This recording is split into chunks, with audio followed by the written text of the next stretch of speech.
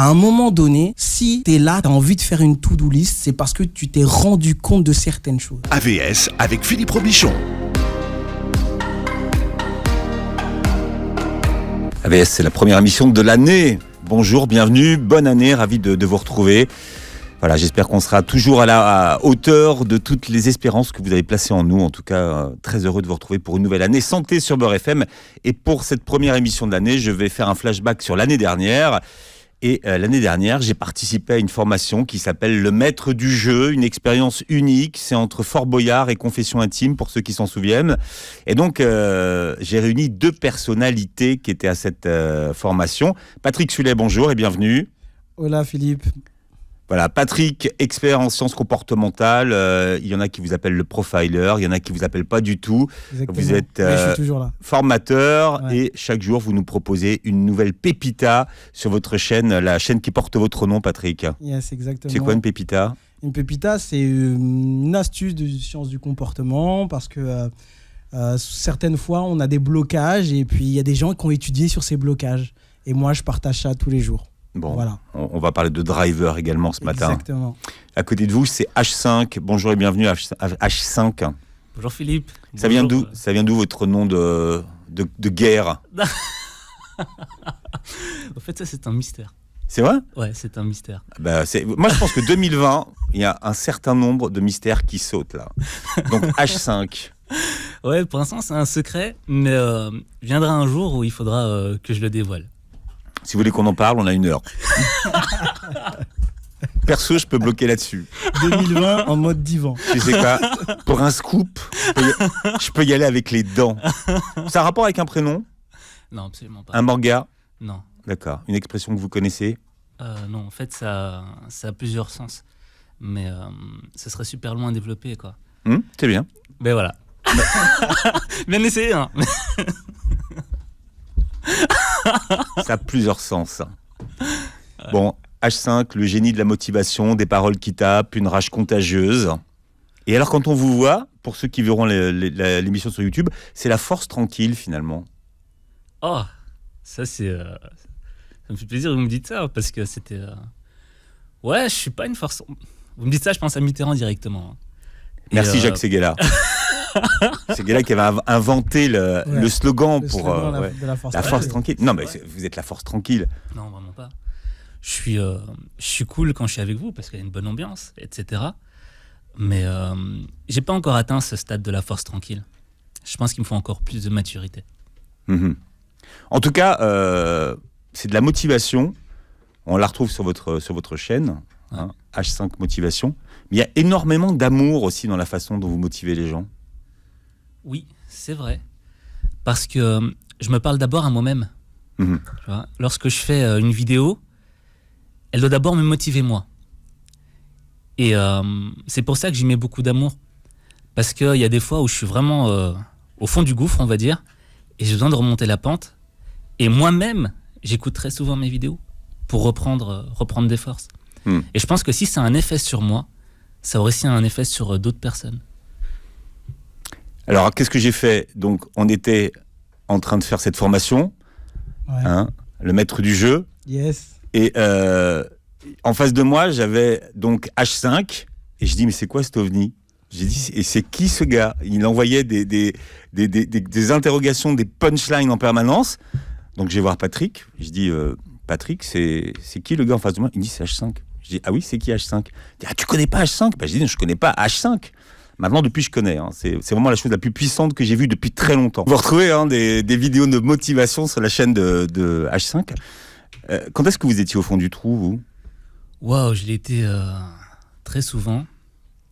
Quand j'ai commencé mes études, j'ai fait des études d'ingénieur. J'étais au fond du trou parce que, très sincèrement, moi, j'avais fait les études pour l'argent. Je m'étais dit, lorsque j'ai eu mon bac, l'équivalent du bac en Belgique, parce que je suis de Belgique, je me disais, ok, faut que je trouve un métier, faut que je fasse des études où je vais gagner de l'argent. Et donc j'ai fait ingénieur. Et j'aimais pas du tout les maths et les sciences. Et c'était tous les jours un vrai supplice de devoir étudier ce que vous détestez. Et déjà là, fallait trouver la motivation. Donc je crois que ça a commencé là. Ça a commencé là, quoi. Quand tu es au fond du trou. Exactement. Ensuite, je suis devenu ingénieur et j'ai commencé à faire des jobs. Et bon, ça me correspondait pas trop et il y avait des choses qui me plaisaient pas. Et j'avais pas les ressources pour lutter contre ça. J'avais pas les connaissances pour lutter contre ça. Et donc, vous êtes au fond du trou. Vous savez pas comment vous en sortir. Et donc voilà, quoi. J'ai vécu quelques petites choses, quoi. Mais comme tout le monde, hein, je pense qu'on est tous passés par là. Et donc voilà. Mais comment on sait qu'on est au fond du trou? Quand on y est, on le sent bien. Hein. On sait plus descendre plus bas, quoi. C'est fini. C'est qu'il y a Fellac dit, vous savez que quand on croit qu'on est au fond du trou, si on continue à creuser, on va trouver du pétrole. Ah, c'est pas mal ça. Mais non, voilà, moi je l'ai senti. Peut-être que je vais encore descendre encore plus bas un de ces jours. Mais par exemple, quand j'ai écrit ce texte, j'étais, je vais pas dire au fond du trou, mais mon moral était très bas. Et vous l'entendez, hein. À un moment, je lui dis, voilà. Et c'est quoi? C'est le fait que je crie, il y a une rage qui doit sortir, quoi. C'est pour dire, ok, t'as fait des choses que t'aurais pas dû faire. Comme quoi, par exemple? On fait tous des choses qu'on n'aurait pas dû faire. Ça, je suis d'accord, mais ça, c'est pas une réponse. Ouais, d'accord. Mais vous, par exemple, une chose que vous auriez pas dû faire? Par exemple, un exemple très concret. Je traversais les passages piétons. D'accord? Il y a une voiture qui fonce. Je sens qu'elle veut pas s'arrêter. Elle s'arrête à la dernière minute. Le gars me regarde avec un air style, qu'est-ce que tu fais là? Traverse. Ça me monte au citron, quoi. Vous voyez? Et je suis énervé et je me dirige vers lui, vers sa voiture, quoi. Je lui dis, baisse ta vitre. Et j'ai envie de lui crier dessus, quoi. J'ai envie. Et je lui dis, mais qu'est-ce que tu fais? Tu ne vois pas le truc et tout? Et après, je vois le mec qui baisse un peu de ton et il repart. Et là, je me dis, t'aurais pas dû crier. T'aurais pas dû crier. T'aurais dû te maîtriser. Parce que quand tu cries, tu démontres que t'es incapable de te maîtriser. Et je pense que... On parle de résolution avec Patrick. Pour moi, une de mes résolutions cette année, une des choses que je dois faire, c'est apprendre à me maîtriser, à gérer mes émotions. Et je pense que quand on est capable de gérer ses émotions, on maîtrise un peu mieux sa vie. Patrick, c'est quoi le fond du trou? Le fond du trou... Pour les tauliers des profilers en France, c'est quoi? Le fond du trou, c'est quand t'as plus de solution interne et que t'es obligé de lâcher prise. T'es obligé. Quand t'es encore en train de dire non mais, c'est que tu souffres mais que t'es pas encore au fond du trou. Quand t'es au fond du trou, il n'y a plus de non mais. Qu'est-ce que tu dis alors? Tu dis ok, c'est la vie, c'est comme ça. Je dois avancer. Quand t'as encore le pouvoir de résister, t'as encore le pouvoir de trouver des excuses et de dire que c'est la faute des autres, t'es pas encore au fond du trou. Ça veut dire que t'as pas encore compris. Si tu te débats encore, en fait. Si tu te débats encore, ouais. C'est que t'as pas encore compris. Parce qu'au final, tous nos problèmes, et ça c'est ma croyance que j'assume totalement, ils viennent de nous. Quand t'as un problème avec quelqu'un, ça part de toi. Et pas de l'autre. Et pas de l'autre. Si t'as un problème avec quelqu'un, soit t'as mal choisi cette personne, soit tu t'es mal comporté, soit t'as mal perçu ce qu'elle a dit, mais ça part de toi. Ça vous parle, H5? Ouais, ça me parle, quoi. C'est vrai, hein. La conscience de soi. Patrick a tout dit. On parlera de la conscience de soi, parce qu'on va voir comment faire une to-do list efficace cette année. Yes. Une to-do list pour tout le monde, c'est une liste en plusieurs points qui correspond à un but. Souvent, on parle de résolution, tu vois. La bonne résolution de 2020. Les bonnes résolutions qu'on va prendre pour cette année. Exactement. À tenir. Vous en faites, vous, des listes de bonnes résolutions, H5? Ah ouais, chaque année. Et une fois que l'année est passée, je me dis... Elle est où ma to-do list? Ouais, je la mets un peu de côté, quoi. Je dis, ok, c'est bon. C'est vrai? Ouais. Parce que le problème, c'est que parfois, on n'a pas la mesure de ce qu'on veut faire. On veut faire plein de choses. On a plein d'idées. Et on se dit, ouais, je vais faire ça et ça. Mais on n'a pas pris le temps de mesurer combien de temps ça nous prendrait à réaliser ces choses-là. Et moi, ça, c'était un de mes plus gros défauts. Je l'ai encore, hein. Mais l'impatience, vouloir tout faire.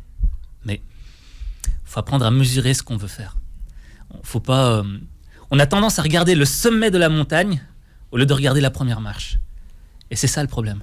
Yes. C'est que on oublie de regarder cette marche. Et celle la plus importante. Et donc tu te casses la bouche. Ah ouais, j'ai les dents, tout.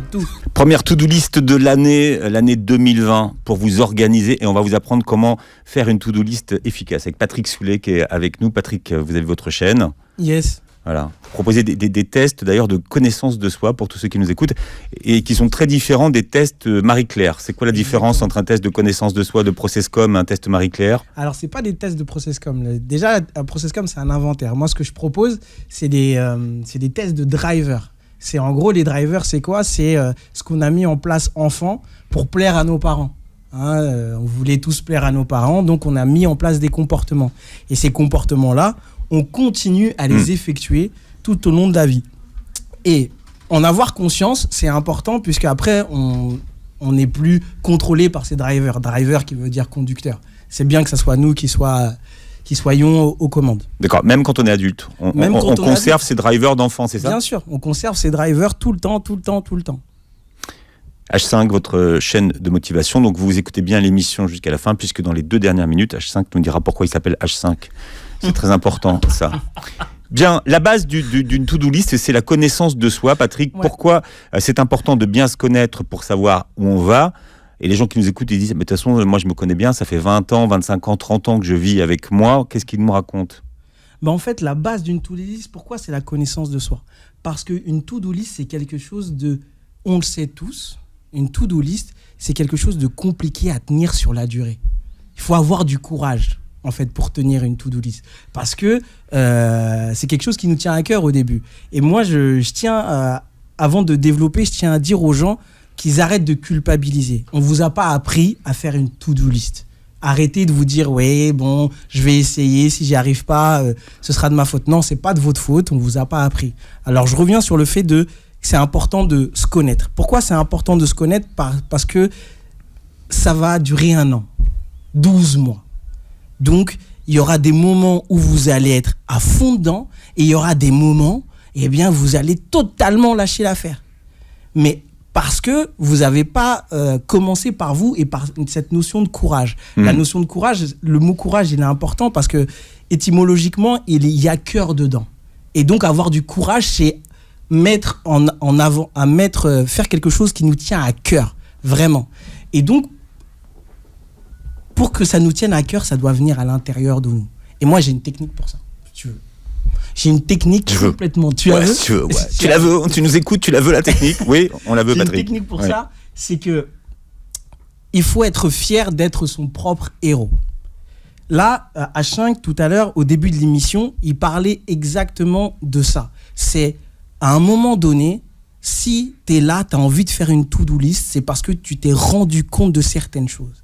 Et si tu t'es rendu compte, tu es passé par des galères.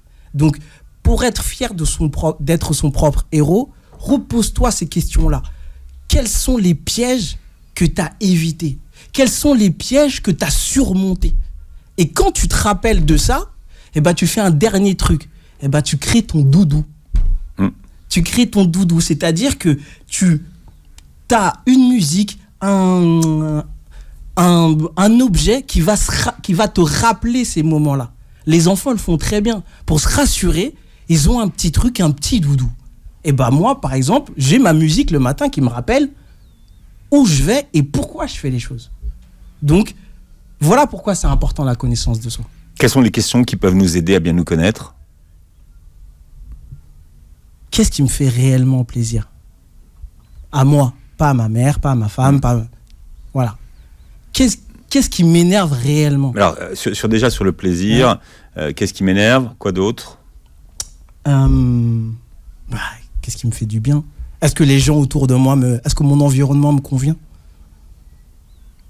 Par exemple, H5 sur ces questions que Patrick évoque, sur qu'est-ce qui me fait vraiment plaisir à moi, est-ce que vous arrivez, vous, à savoir ce qui vous fait vraiment plaisir à vous? Bonne question. Ouais, Je sais parce que souvent, quand vous avez l'exercice à faire, dire ouais, j'ai plein de trucs qui me font plaisir. Quand il faut les écrire, C'est plus compliqué. vas-y, à partir du 3e.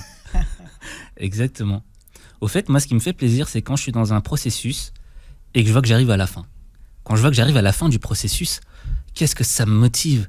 J'ai un sentiment. Par exemple, quand je crée des vidéos, il y a la phase écriture, il y a la phase tournage, montage. Et dès que je sens que je suis à la fin de tout ce processus, parce que c'est de la galère au début, hein, écrire, sortir un truc qui sort de nulle part. Ça commence par quoi chez vous? C'est par l'écriture du scénario ou par le choix des images? Non, par l'écriture. Les images viennent par après. C'est d'abord l'écrit. Et l'écrit, c'est le plus difficile. Donc vous écrivez tout Ouais, et vous changez plus rien après, vous posez les images et la musique sur ce que vous avez écrit. exactement. Voilà. Donc, c'est d'abord l'écrit. Et ensuite, j'essaie de mettre l'écrit en phase avec la musique. Mhm. Et par après, ben voilà, le tout se fait, quoi. Mais bon, ça prend des heures. Et pendant le process, parfois, comme l'a dit Patrick, il y a des moments où on est down. On se dit, c'est bon, allez, pour demain. Mais, C'est ça. La procrastination. mais le truc qui est important, c'est que comme j'aime ce que je fais, j'ai envie de continuer. J'ai envie d'aller jusqu'au bout. Même si c'est embêtant, même si j'ai pas envie de le faire, je me dis non, faut y aller. J'ai envie de voir le bout du tunnel. Alors je vais jusqu'au bout. Et au moment où je sens que je suis à 90% du travail et qu'il me reste 10%, mais là j'ai une motivation qui me donne envie d'aller encore plus loin. Et au fait, quand Patrick parlait de son exemple, du doudou, des enfants, ça m'a fait penser. Je pense que le meilleur exemple pour savoir, pour aller au bout de quelque chose qu'on aime, faut penser à une femme enceinte. Une femme qui est enceinte, elle passe par combien de galères? Je veux dire, déjà, bon, j'ai jamais été enceinte et je pense que je le serai jamais. Écoutez, On sait à pas, moins que ça 2020. change, mais très très vite, hein, Voilà, vous serez ménopausé avant. voilà, mais par combien de galères elle passe? Elle n'arrive plus à dormir sur le ventre. Elle doit porter un poids en plus. Mais pourtant, elle continue. Elle abandonne pas. J'ai jamais vu une femme abandonner. Une femme dire non, je veux plus.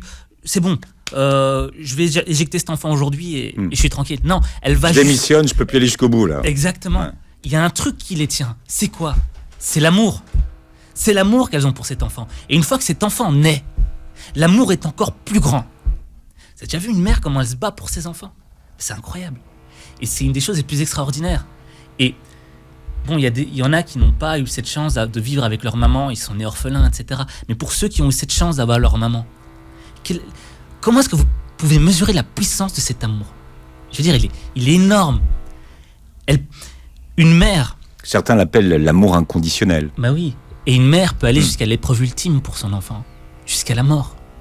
L'épreuve ultime. Et c'est là qu'on comprend qu'on doit aimer ce qu'on fait. Peut-être pas...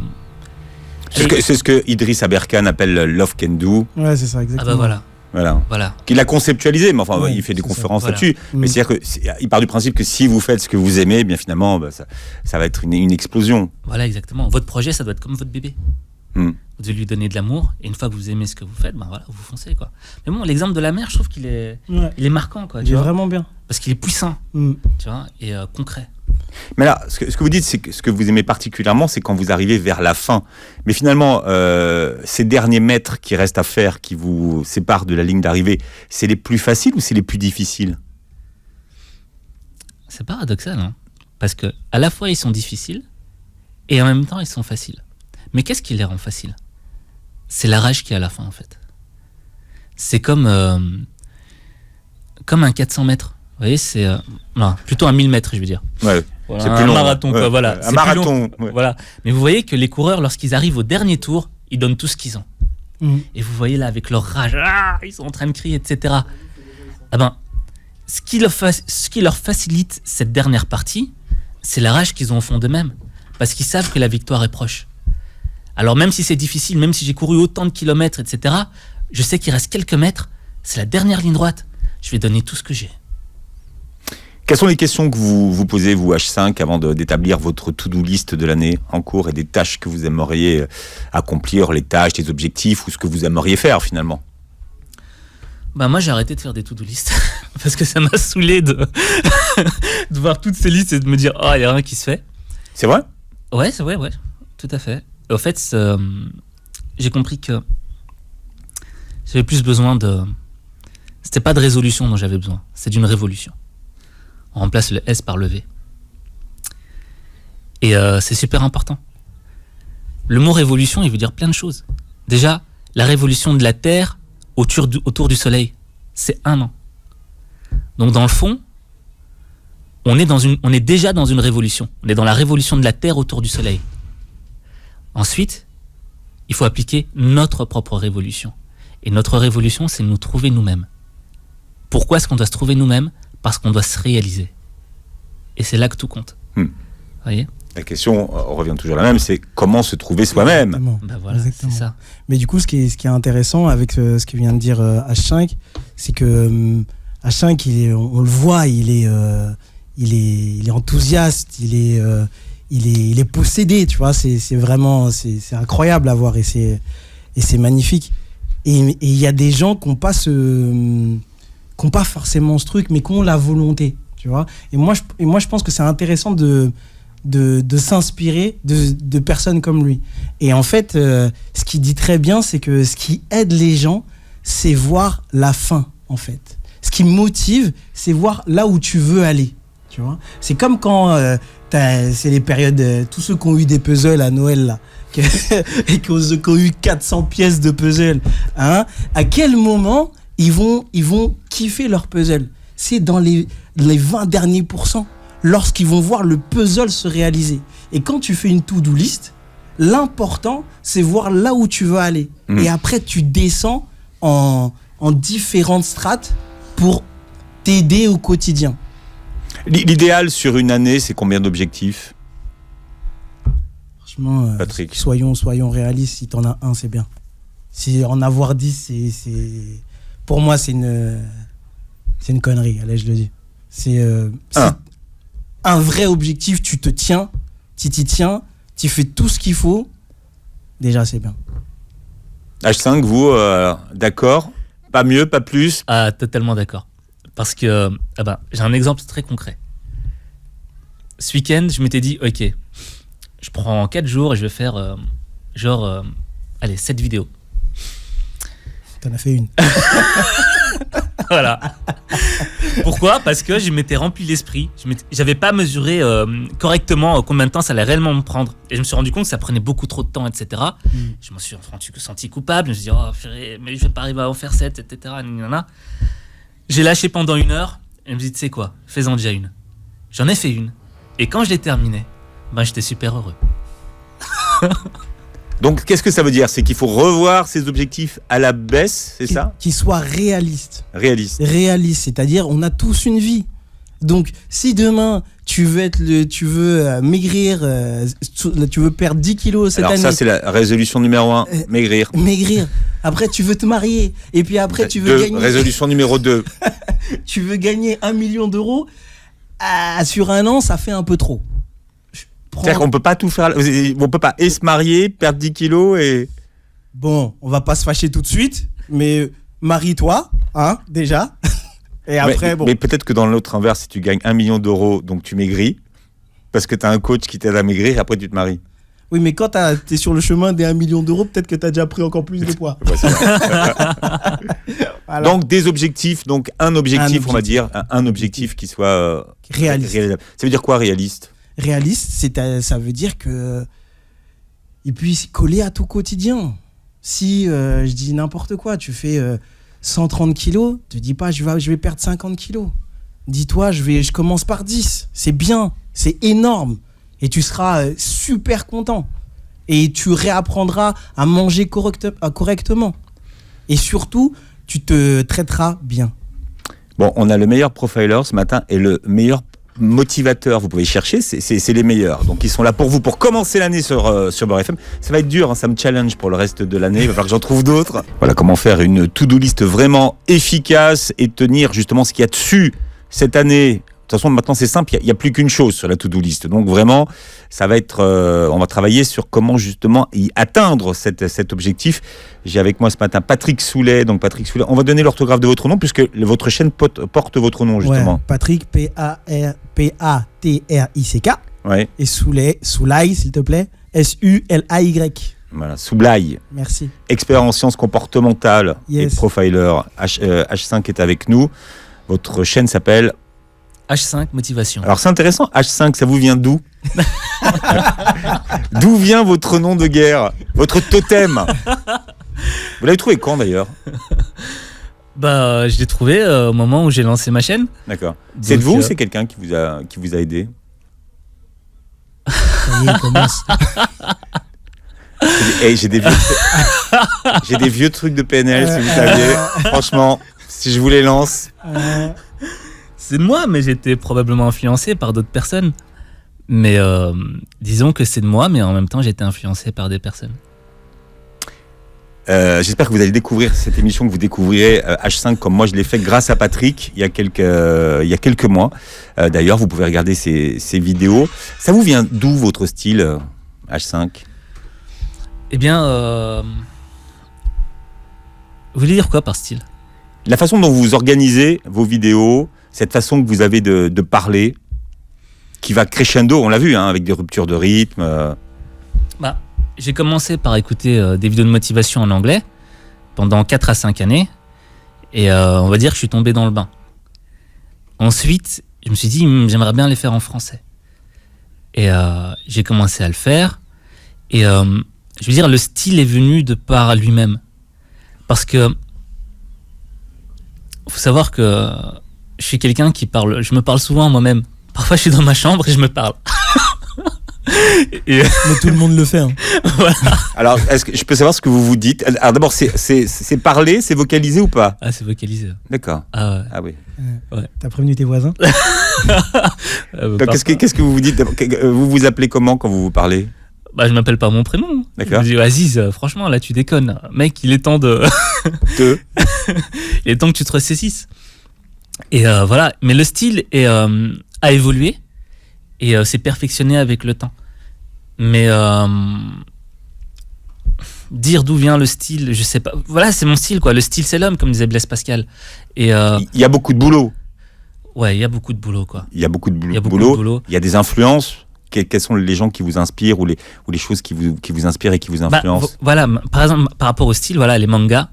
Moi, quand j'entends la voix des mangas, je trouve que il y a tellement, ils transmettent tellement d'émotions. Il y a même des acteurs, ceux qui font les doublages en français. Moi, celui-là, il m'inspire trop. Robert De Niro, celui qui fait le doublage de Robert De Niro, de Denzel Washington. J'entends ces voix, je me dis, mais qu'est-ce qu'elles sont magnifiques. Et donc, j'essaye d'améliorer ma voix. Et voilà, c'est tout ça qui m'influence. Il y a du boulot. Ouais. Patrick, qu'est-ce qu'on met en place au quotidien? Donc aujourd'hui, une année, c'est long. C'est long, ouais. Ça passe vite, mais c'est long quand même. Ouais, là en début d'année, on regarde l'année, on dit que c'est loin. Ouais. Qu'est-ce qu'on met en place au quotidien, justement, pour faire qu'on atteigne cette chose qui est inscrite sur notre to-do list? Eh ben, moi, je dirais qu'il y a 3 choses à faire. Déjà, avoir une to-do list, comme on a dit au début, c'est avoir un but final qu'on a découpé en mois et en semaines. Et donc, tu commences pas ta semaine, tu commences pas ton lundi sans savoir ce que tu vas faire, sans savoir ce que tu vas faire le dimanche, en fait. Le dimanche, tu reprends ta liste, tu reprends ta liste et tu sais déjà ce que tu vas faire, tu vois. Et ce qui est très important pour moi, c'est un truc, mais vraiment concret, qui peut paraître farfelu, c'est la visualisation. Alors, la visualisation, tout le monde en parle. Ok, on est d'accord. Très à la mode. Très à la mode, tout le monde en parle. Mais une vraie visualisation, c'est quoi? C'est pas juste, je vais y penser, je vais le rêver et ça va arriver. Non, une vraie visualisation, c'est quoi? C'est tenir en compte les problèmes qu'on va sûrement avoir dans notre to-do list. C'est-à-dire que prendre tout ça en compte et pas se dire il va y avoir ça va se passer comme sur des roulettes. Parce que le cerveau, il fait pas la différence. Ce qui est intéressant avec la visualisation, c'est que le cerveau fait pas la différence entre le réel et l'inconscient. Et le réel et l'imaginaire, pardon. Et moi, je vais te donner une anecdote. Une anecdote sur moi qui est assez marrante. C'est que jusqu'à cette année, je flippais des animaux. Mais je flippais, mais clairement des animaux. Hein. C'est genre... mais pourquoi? Parce que mon père, en fait, enfant, On a une coutume au bled, c'est quoi? C'est que quand t'as 6 ans et que t'es le premier, et bah on n'égorge pas des moutons chez nous, on égorge des poulets, tu vois. On égorge un poulet, tu vois. Et là, mon père, il vient et me dit, Patrick, il m'a prévenu de rien du tout. Patrick, prends le poulet et tu le prends et tu vas voir comment on fait. C'est un rite de passage. Exactement. Et il coupe la gorge du poulet. Et moi, je vois le corps du poulet gambader et la tête de l'autre côté. Donc, pour moi, à partir de ce moment-là, tous les animaux, c'est des poulets, tu vois, sans tête. Donc, quand il y a un animal qui vient vers moi, je suis pas bien. Vous êtes végétarien? Non, d'accord. J'aime quand même la viande. Mais du coup, je les imagine plus comme des animaux quand je les mange. Mais du coup, pourquoi je dis ça? C'est parce que j'ai eu peur de quelque chose qui n'existait pas. Donc, ça marche dans le côté négatif, mais ça marche aussi dans le côté positif. Donc, la visualisation, ça sert à ça. Ça sert à se dire, j'ai un plan mon dimanche, je vais mettre ça en place, je vais avoir des embûches et je vais trouver les solutions. Mais pardon, on revient sur l'exemple que donnait H5 tout à l'heure. Quelqu'un qui voudrait perdre du poids. Donc, ça veut dire qu'il se visualise avec 10 kilos en moins ou il visualise les étapes de... En fait, il a 10 kilos en moins. On est d'accord? Donc, il a mis des étapes intermédiaires. Par exemple, l'étape qu'on peut dire le mois de janvier, c'est je vais trouver un coach, je vais avoir des séances d'entraînement et je me dis qu'à la fin du mois, je perds au moins 1 kilo. Et donc, la semaine 1, ça va être quand est-ce que j'ai rendez-vous avec mon nouveau coach, quand est-ce que je m'entraîne pour la première fois et quand est-ce que je fais les courses. Et on se visualise en train de faire ça et on met déjà, on pense déjà à toutes les choses qui va peut-être nous empêcher de les faire pour pouvoir aller jusqu'au bout. On fait pas tout en même temps, en fait. Non. C'est-à-dire qu'on séquence les choses. On séquence les choses, oui. On séquence les choses et on les subit pas. Parce que c'est là qu'on trouve des excuses. Parce qu'on aime bien trouver des excuses quand on n'a pas de plan. Non, mais de toute façon, il me manque... j'ai pas le temps de toute façon d'aller à la gym. Puis de toute façon, là, il fait moins 10. Et puis de toute façon, il me répond pas, c'est qu'il va pas m'appeler. Mais quand on a tout prévu, même l'imprévisible, parce qu'on se connaît bien au final, on sait ce qu'on a, eh bien, on tient le truc. La vérité, c'est que ça se passe jamais vraiment comme on imagine que ça va se passer, H5. Exactement. C'est vrai. Il y a un plan A, il y a un plan B, il y a un plan C. Exactement. Le truc, c'est que moi, en tout cas pour mon cas, par exemple, je pense souvent en conséquences et j'oublie le process. Et c'est le process qui compte, quoi. C'est comme le process, c'est la façon d'y arriver, c'est ça? Ouais, c'est ça. C'est par exemple visualiser une horloge dans votre tête. Ok, maintenant vous devez construire une horloge. Vous devez déterminer toutes les pièces dont vous avez besoin pour construire cette horloge. Savoir combien de temps ça va vous prendre. Et la construction de cette horloge, c'est ça le process. Et la conséquence, c'est que voilà, vous avez l'horloge qui est finie. Qu'est-ce qu'on fait quand on s'écarte un petit peu de la route qu'on s'est tracée, qu'on sort de l'autoroute? Alors, s'il vous plaît... Vous savez, la soirée de cheat meal, par exemple. On se blâme pas déjà. On arrête de se blâmer. L'erreur fait partie du processus. C'est pas grave. Ok, on n'y est pas arrivé là. C'est pas grave, on recommence la semaine d'après. J'ai même envie de dire, faites ce qu'on appelle des cheat meals. Faites-vous kiffer un peu. Parce qu'on a dit quoi au début? C'est que ça dure 12 mois. Donc, on commence pas les trucs, allez, mois de janvier, je donne tout. On les voit, les mecs à la salle de sport. Hein. Ils y vont tous les jours. Hein. Et en février, quand ils caillent bien, il n'y a plus personne. Même avant. Ouais.